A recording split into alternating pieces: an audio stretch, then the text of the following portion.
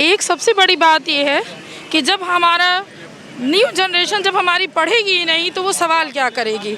शिक्षा से वंचित रखने का ये बहुत सोची समझी चाल है, क्योंकि पढ़ा लिखा ही आदमी आपसे सवाल करेगा और आपसे हक की बात करेगा।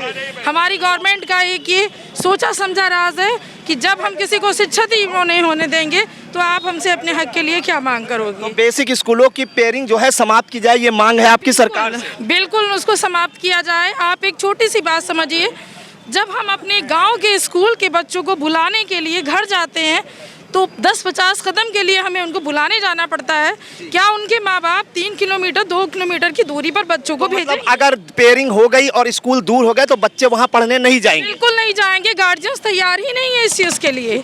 उनका कहना है जब हमारे गाँव में विद्यालय है तो हम किसी दूसरे गांव में क्यों भेजें अपने बच्चे को। बिल्कुल, कुछ और अन्य पदाधिकारी हैं, उनसे भी बात करते हैं। देखिए, अगर पेयरिंग होती है तो पेयरिंग से बच्चों की जो शिक्षा का स्तर है वो गिरेगा, क्योंकि बच्चे अभी हमारे गांव में ही हमें बुलाने जाना पड़ता है। अगर दूर हो गया तो बच्चे कैसे जाएंगे? छोटे बच्चों को दूर जाने बड़ी दिक्कत हो जाएगी। उनके माँ बाप कैसे उनको लेने छोड़ने जाएंगे? और इसके साथ ही जो बालिकाओं की शिक्षा है वो तो मुझे लगता है बालिका का शिक्षा का स्तर ही गिर जाएगा। जो बालिका शिक्षा में हमारा सीतापुर, हमारा प्रदेश वैसे ही निम्नतम स्तर पर है और इसके बाद बालिका शिक्षा का स्तर और गिर जाएगा।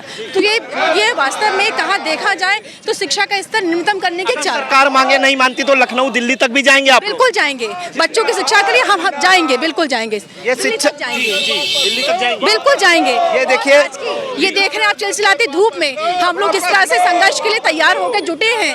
उससे आपको पता चल गया होगा कि हम लोग तैयार हैं संघर्ष के लिए। संघर्ष के लिए तैयार हैं। आपको दिखाना चाहेंगे कि शिक्षक संघ के जो पदाधिकारी हैं किस तरह से भारी संख्या में, सैकड़ों की संख्या में कड़ी धूप में जो है